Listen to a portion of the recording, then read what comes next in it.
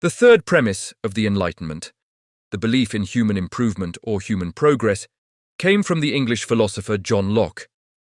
In the last lecture, I briefly referred to the psychology of Locke, but to be precise, it is his philosophy, especially his theory of knowledge, that profoundly shaped Enlightenment thought. While Locke's political writings would influence the development of the modern Western world, it was his ideas about how human beings acquire knowledge that truly stunned Enlightenment thinkers. In his 1690 work, Essay Concerning Human Understanding, Locke argued that every person is born with a blank slate, a tabula rasa. To us, this idea may not seem especially revolutionary, but to people in the 17th century, it was startling. Going back as far as Plato, many philosophers had insisted that all knowledge existed innately within the human mind, knowledge that simply needed to be brought out through experience or recollection. Locke rejected this completely.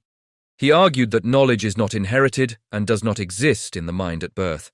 Instead, all knowledge comes from experience and reason.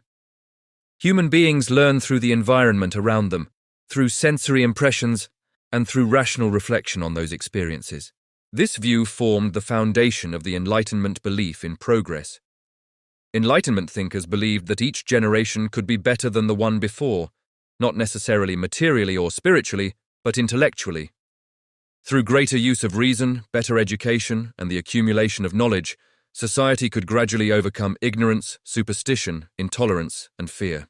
Enlightenment thinkers also came to believe that there were laws governing human relationships just as surely as there were laws governing the physical universe.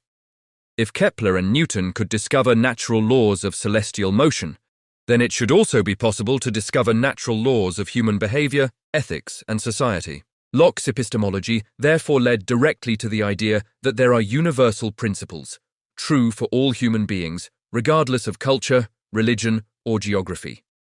These were called natural laws because they were understood to be God-given, embedded in nature, and applicable to all people at all times. How could one discover these laws?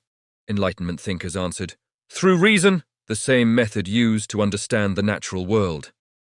For example, consider the question of whether something like cannibalism is right or wrong. Modern ethical approaches often involve cultural relativism, the view that moral standards vary from culture to culture and that no universal judgment can be made.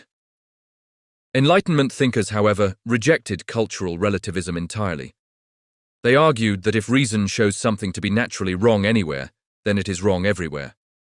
Likewise, Enlightenment thinkers would reject the notion that child labor is acceptable in one society but unacceptable in another. If exploiting children is wrong in one place, it is wrong in all places. There is no maybe, no it depends, and no middle ground. In short, Enlightenment thinkers believe that right and wrong are universal. These truths can be known through reason. Human beings can improve themselves and their societies by using reason to discover and apply these truths. These ideas form the core of the Enlightenment and will guide the particular Enlightenment thinkers we discuss next.